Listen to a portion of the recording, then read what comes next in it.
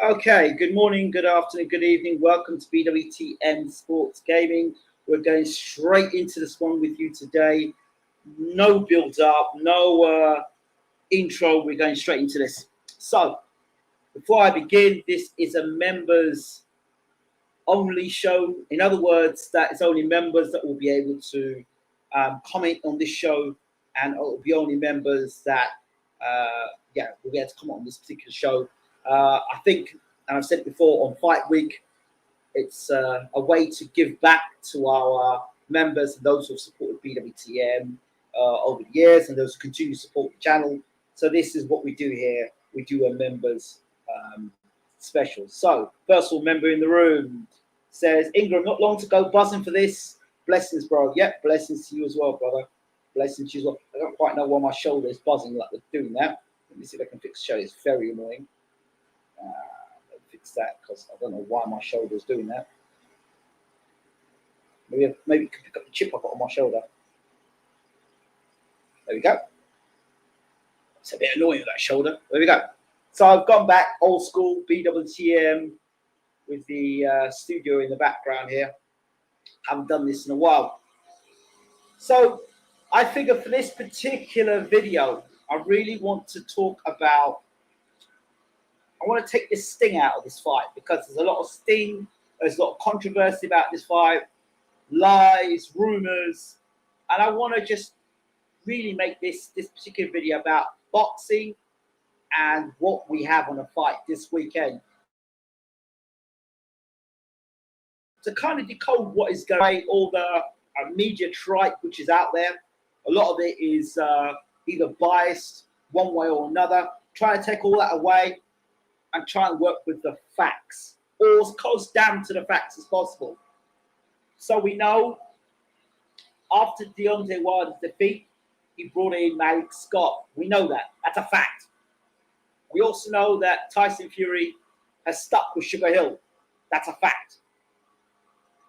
And we also know that aside everything else, and I want to talk about boxing here, and I'm very clear about this, technically, in terms of Fury's stance and how he went about beating Deontay Wilder, that would have been the style I would have employed for him to beat Wilder, which is to push Wilder onto the back foot, which doesn't allow him to get as much leverage into his punches, push him back with the double and the triple jab. Be a big man and push Wilder back. Yeah, manhandle him, roughhouse him. You know, he's a guy at 215, 220, rough him up. So in terms of those things, I felt that Wilder did Fury did exactly what was necessary with him, with Wilder in the ring. I believe that Sugar Hill refined Fury for the second fight. I believe that Fury is a good boxer. I believe Fury is an unorthodox boxer. He can box southpaw and orthodox. And for a big man, he's got height, he's got reach, and he uses it pretty damn well. Fury does have moments of concentration and lapses of concentration in fights. He does. And he's also one of a very jittery character. Very jittery. Particularly in starter fights. Against guys he's not sure of, he's very jittery. Very, very jittery if you watch Fury. And he can be knocked down in fights. He has got heart. He has got grit. He's got determination. He can get back up and win fights.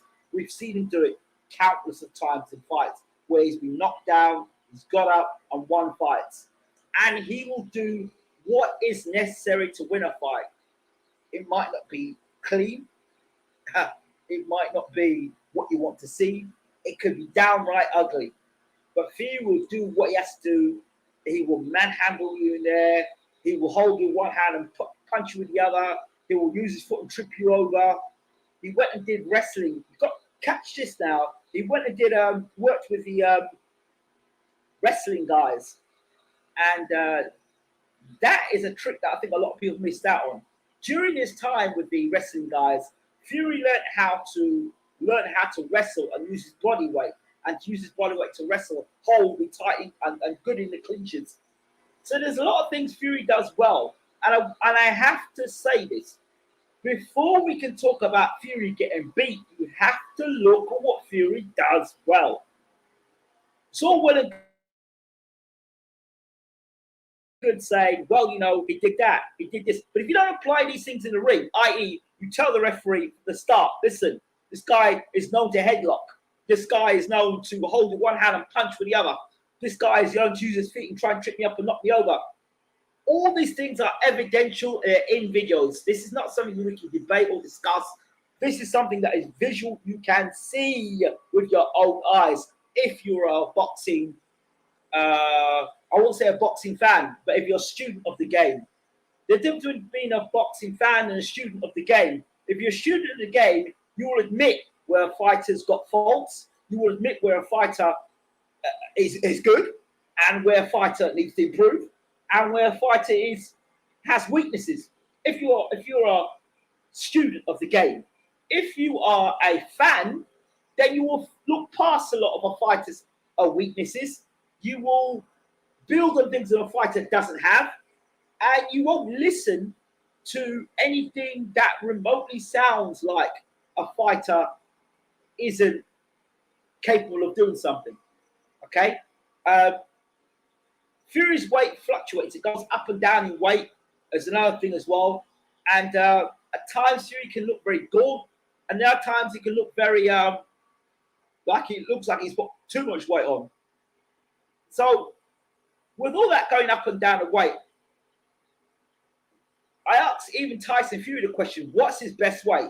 Now, according to his father, 19 stone is his best weight. 19 stones. Around 19 stones is his best weight. 19 stones versus a guy at 215 pounds, you know, that's a lot of weight that you have to deal with. And going in, fighting in the clinch with a guy that's that heavy is not really advisable. Fighting in the clinch with a guy like that is not very advisable. Wrestling and it's not advisable at all. You really want to keep away from all that sort of stuff, that in-house fighting, because that's where a guy gets on you and leans on you. Lennox Lewis is a very good example of that. He grabs you, lean on you. When you lean on a guy's back, you take the energy, take the sack from his legs. That's what they try and do. So when you take the power or take the energy from your legs, it gets heavy on the legs. It's difficult for you to maneuver around the ring. So those are old school tactics that Emmanuel Stewart would teach, and many other good trainers would teach as well. So I expect, and Sugar Hills talks about Fury improving his technique. As much as I think Deontay Wilder can improve, I expect to see improvements from Tyson Fury as well. A sharper jab. I expect to see probably a bit more head movement. I expect to see more punching more correctly, more accurately. I expect for them to try and capitalize on the weaknesses of Deontay Wilder, because they'll probably make a calculated guess that Wilder will come in there fighting mad. He will come in there fighting angry, and he'll try and rush Fury and look to take him out of there as much as possible, as quick as possible. I think they're going to try and play the calm game and try and back Wilder up from the start of the fight, push him onto the back foot, and see if he actually has learned from Malik Scott, and whether to test Malik Scott as a trainer and to test what Deontay Wilder has learned in those months or that year or so. Push him, get him onto the back foot straight away. 19 stone, push him onto the back foot and make the little man fight. When I say little man, I mean in terms of size, not in terms of height. Let the smaller guy, the lighter guy, fight, push him back, use that weight, lean on him, really get on him, and don't give him any space to get leverage. So literally first round, come out, hands up tight, and really double jab, push Wilder back, engage with Wilder, and make the smaller guy have to fight with you in close, and really tie him up, lean on him, headlock him, and do all those things necessary. Now, all these things that Fury will try and do, it is important for Team Wilder to be experienced enough to watch every trick in the book and be able to deal with that. Let's go to the other side, Deontay Wilder. Now, Deontay Wilder, the way I look at this, in my viewpoint, is that it's all right talking about Retribution wanting to kill a man or get a body and all the rest of it. But if you believe that the man that you fought on the other side of the ring cheated against you, that's all well and good. That is your prerogative and that's your truth. But you have to admit what this man is good at. If you cannot admit what this guy is good at, this man Tyson Fury is good at, then you're going to run yourself into the same problems again because you would not have addressed them. The problems you had in the first fight, and the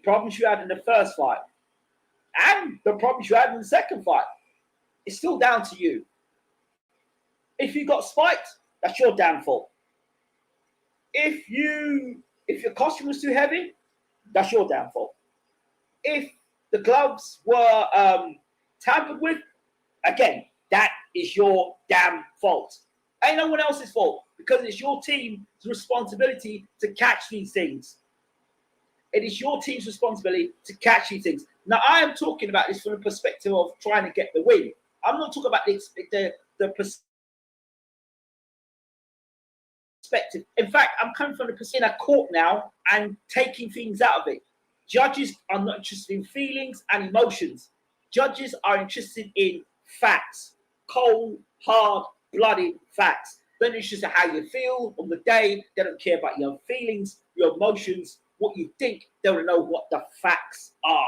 And the cold, hard facts are you and your team was slack. If it's the case that all these things happen to you, your team is slack. Example, Jay Diaz supposedly was in the dressing room. He was in the dressing room checking the gloves. Why is that man still in the team? Because if you're saying that Fury's gloves were tampered with, right? Then Jay Diaz should be sacked. Jay Diaz is still in the team. So there, straight away, for me, red flag. Why is Diaz in the team?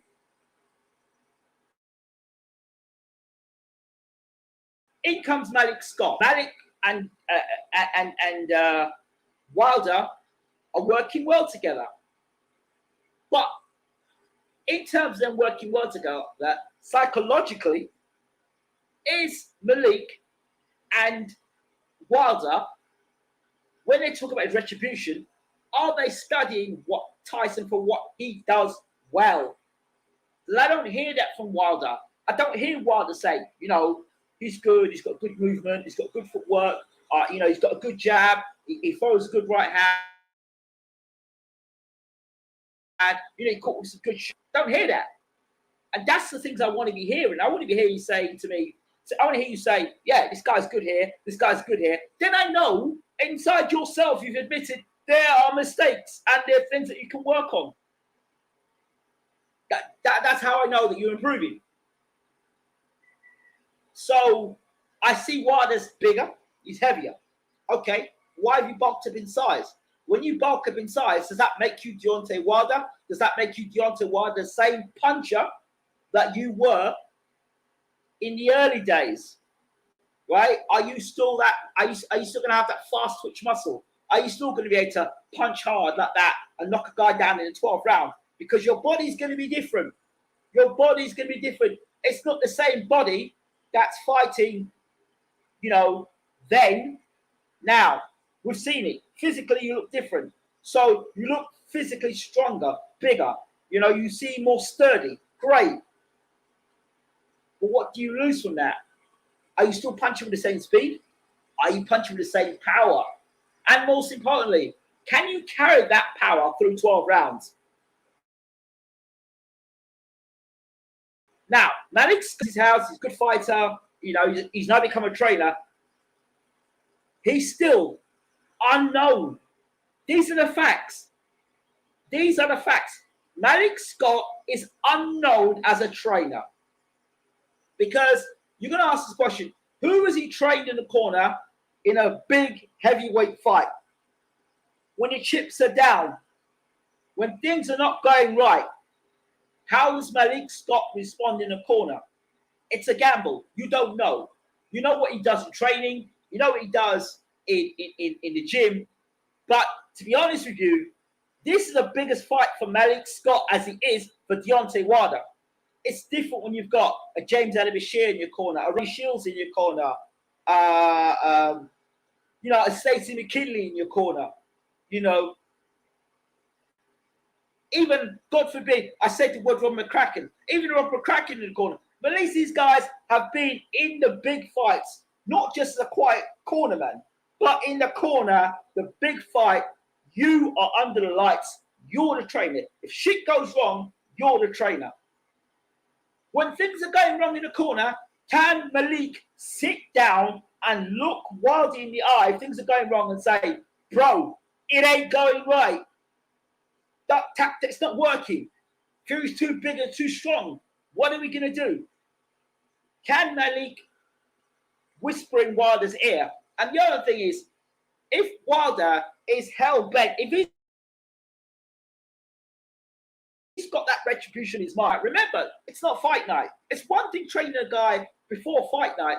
And listen, I've done it myself as a coach, and it's not boxing, but it's still a similar situation where you coach a person and you give them all the instructions. You've done all the training with them. You've put them through all the skills. You've done all the things you need to do. And bang, the lights are on. They have to perform.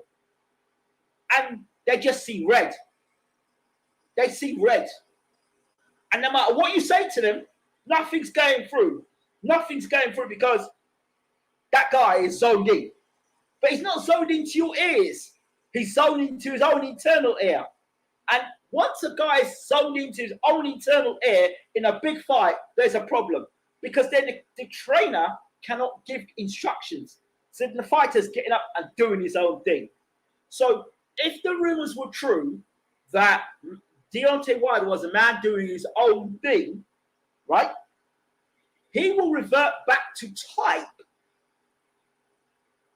once the big lights are on. Because you could do all the pad work.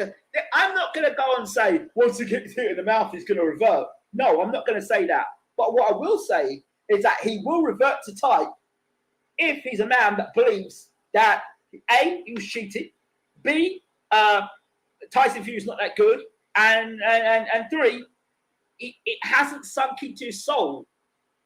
If in his soul, it's about retribution, it's about anger, it's about get back, it's about revenge, it's about all them things, and Deontay Wilder comes out with a song back, if he comes out like that, then he's what's internally in him is a fuel and fire of retribution. Now, hear me now. Retribution is not bad. Retribution is fine. But if retribution is in your stomach, yeah, retribution is the first thing that's going to come out of your stomach into your head and out there. But if skill set and respect and attention to detail is there first, fueled retribution, then we have a great fight ahead of us. And I don't know, and I can't tell if that's the case.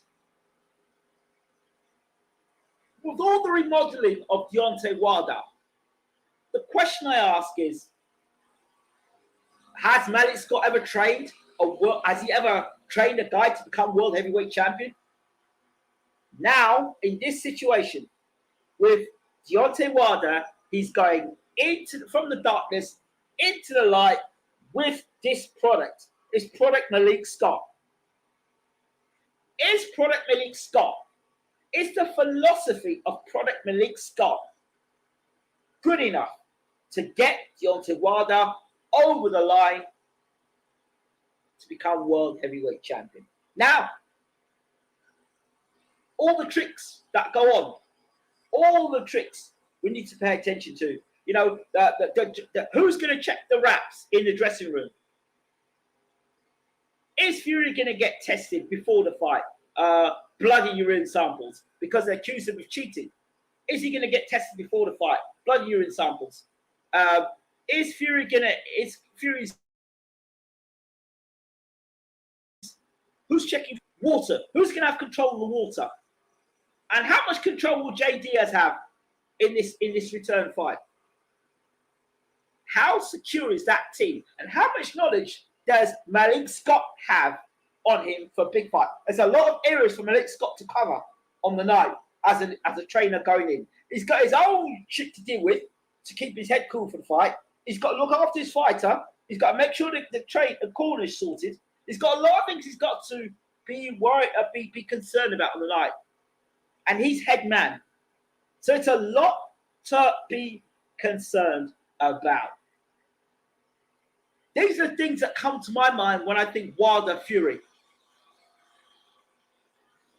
It's all well and good sitting beside Wilder and speaking at Retribution as if you're the man that the Retribution is about. You know, we're going to piece up Tyson Fury. They all sound very good. The sound bites sound great. And working the battle looks great. It sounds nice. It looks great. It's great for media. It's great for the camera. Ultimately, whenever you cook something and you put everything in there, you know, the one thing is when you watch his cooking shows, have you noticed that it looks good when they're thrown it in and they mix it up? Those of you who don't know about cooking, right? And they're putting it in together. And then the guy goes, this tastes so damn good. And then the people around him go, yeah, this tastes, you know, there's nobody ever goes, this is television. You got to remember the magic of television. Pizzazz. Yeah? So how much of that stuff that we're seeing in Malik Scott and Deontay Wilder is pizzazz and TV? Not seeing a lot from Tyson Fury. You're not seeing a lot from him at all. You're not seeing a lot. I mean, when he left America and he came back to England, it's all gone very quiet. Who was he sparring with? What was the training like? Don't know. It's all a bit of a mystery for me when it comes to Tyson Fury. And also, some of the videos I've seen of Malik Scott and Deontay Wilder, I believe some of it has been well edited, and I believe that what they're showing us is not the full package. Now, there's one thing being able to put it together. It's then another thing. Has Deontay Wilder got the boxing IQ to follow the game plan? Because before, what was the game plan? The right hand, while taking shipping shots of your own. You know, when a guy back shot, just wait for a shot to drop your own right hand. Look for space, drop your right hand. Huh? It was very much like about finding a spot to land the right hand. I feel that the best thing Malik Scott could do with Deontay Wilder is to be able to hide that right hand. See that? That's how you hide a right hand. I said it about Josh as well. When you throw the jab, you hide. There. It blinds you. It's a jab, you blind, your right hand comes through the pipe. So as the hand moves, the right hand is there. That is the technique that is quite. I don't know why my camera's doing that. Please, Mr. Camera, why are you behaving the way you are? It's something that, let me fix this camera now. What am my camera doing now? Oh dear. Anyway, so it's something that, let me fix my camera here, man. Doing all sorts of nonsense here.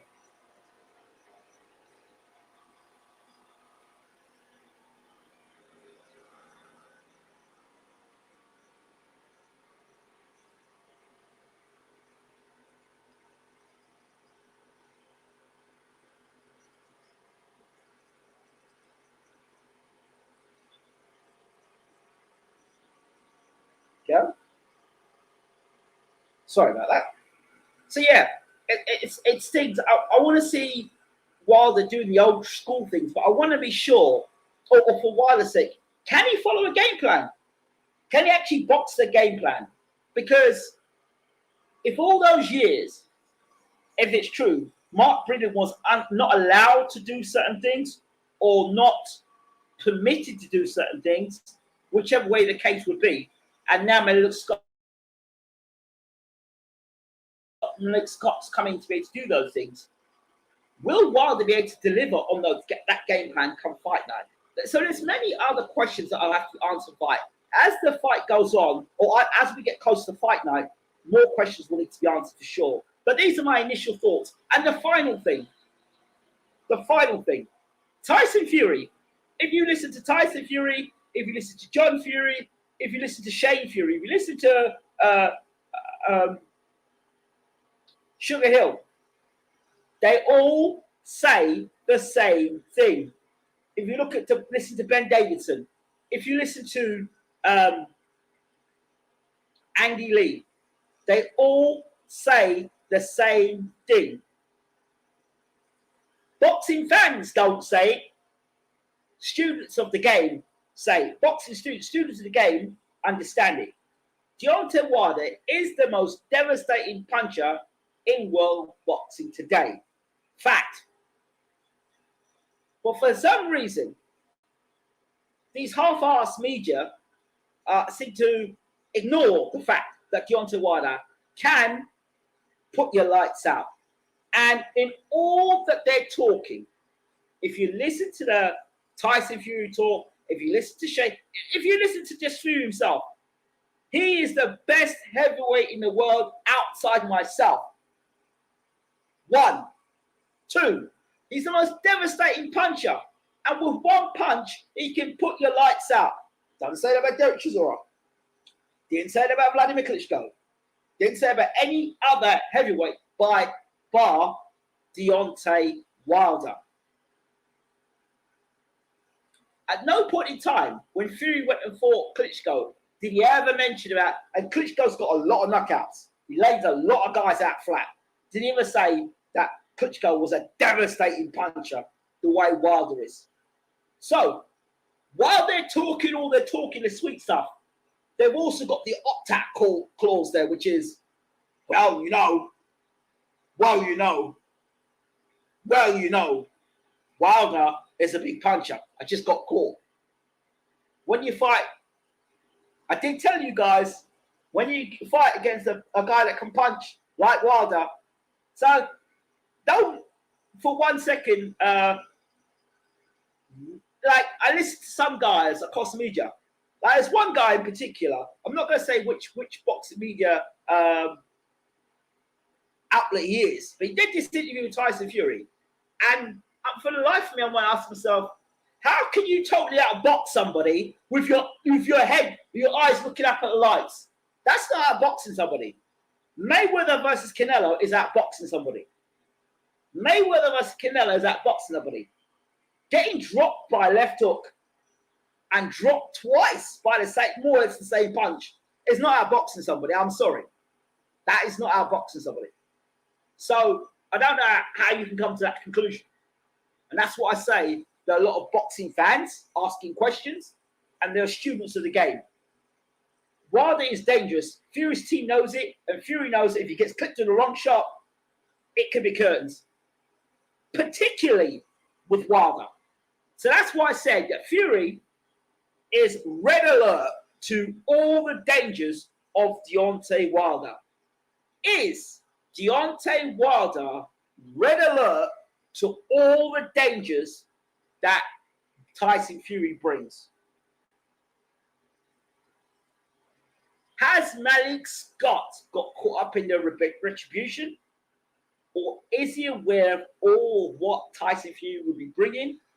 Plus, remember, while they talk about Wilder being remodeled, Tyson Fury's had plenty of time to get remodeled with his trainer in Sugar Hill. And if it's possible for those games he played before, then it's possible for those games he played again.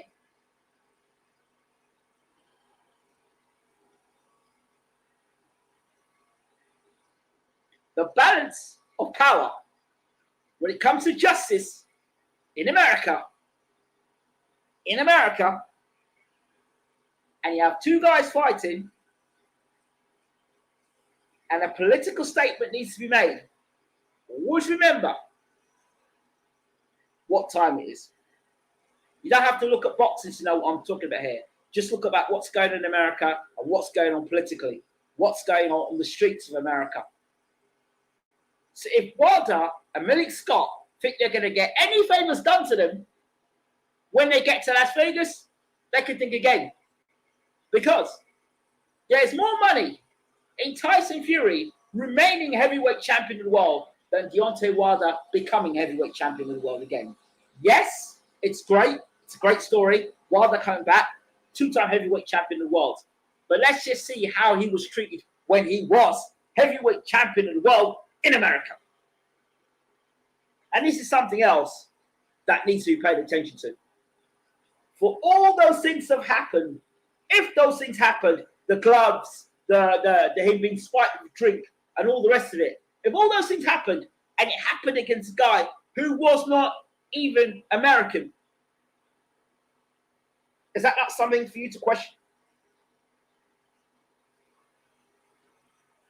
Does money mean more than patriotism? And if those things were true, who was it that was close enough in Wilder's team to have been able to do what they did then? And if so, are all those people gone? Did he fire the right person? In firing Mark Breland, did he fire the right person? And why is JD still there when he was in the dressing room with their hands being wrapped? My ultimate belief is this. This fight comes down to footwork. Yeah, footwork. Because ultimately, it doesn't matter how hard Deontay Wilder punches. It doesn't matter how big Tyson Fury is. Footwork will be the winner in this fight. If Deontay Wilder can get his feet out of the way of Fury's big punches, I say big because he'll come in heavy, right? And he's able to use his speed of foot and hand and get Fury punching his back against the ropes, then he wins the fight. But if he allows Fury to come forward on him, yeah? And I don't believe I believe Fury will come at him at an angle. I don't think Fury's going to come straight at him. I believe Sugar Hill will be looking to take the right hand away from Deontay Wilder. They will take the right hand away. They will box to take the right hand away. They may move closer to the left hook, the left hand up. I don't know. But they may take away that right hand. They will take the right hand away and take away leverage. The way you take leverage away is you walk a guy back. Stand tall and take the fight. You literally, as the bell goes, ding, ding, round one, and Fury runs right across the ring to Wilder. So he doesn't allow Wilder to get that full extension of punch power. He shortens Wilder up. He shortens Wilder and gets close to Wilder, and then fights on the inside of Wilder. That's what I think. You cannot allow Fury to get on top of him, because once Fury gets on top of him, Fury will smother him. Smother him. Don't allow him to work. Smother him. Tie him up. Maul him. Frustrate him. 4 or 5 of that. Just try and maul Fury up and tie Wilder up. Frustrate him. Don't allow him to work. Don't allow him to get his punches going. Yeah? And tire Wilder out. And then the second stretch of the fight, where Wilder's tiring, then I believe Fury might try and take on the fight. That is if Fury doesn't get clipped early. Now, when they say that this time, when Fury goes down, he won't get up, it's because I believe Malik Scott thinks that Wilder was too light for that first fight. So when he dropped Fury, there wasn't as much weight on the punch. So they're banking on the fact that if Wilder is heavier for this third fight and he hits Fury the same shot, Fury will stay down.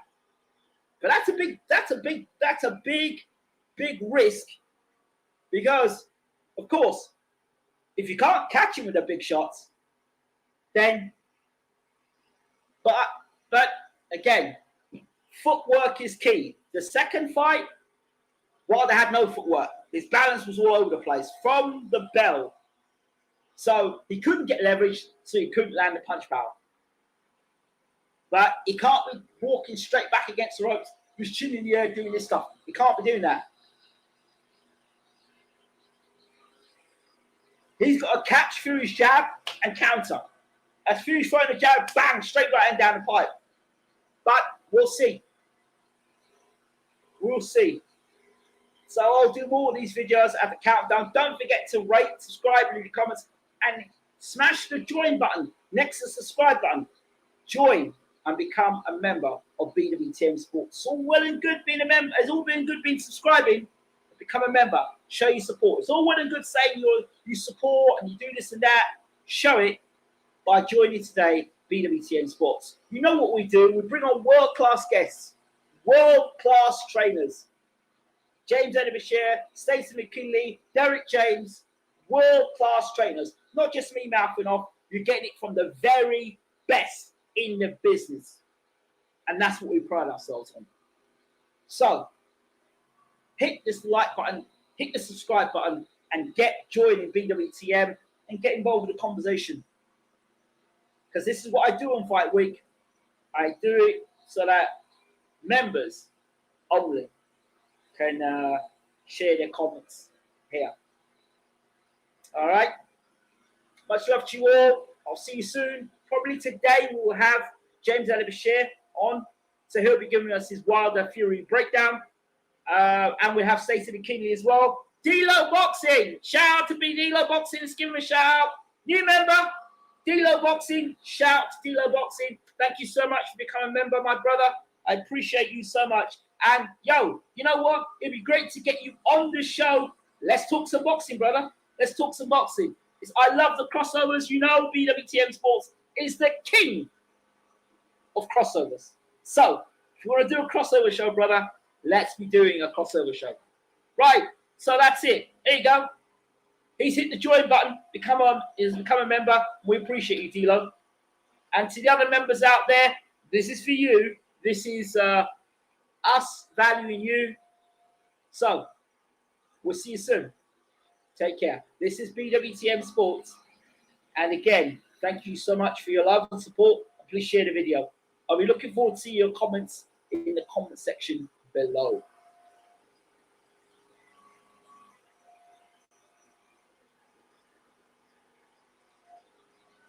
Do me a favor. Send me a message on Instagram and let's get it. And if you're available today, let's get on it today. Salute, brother.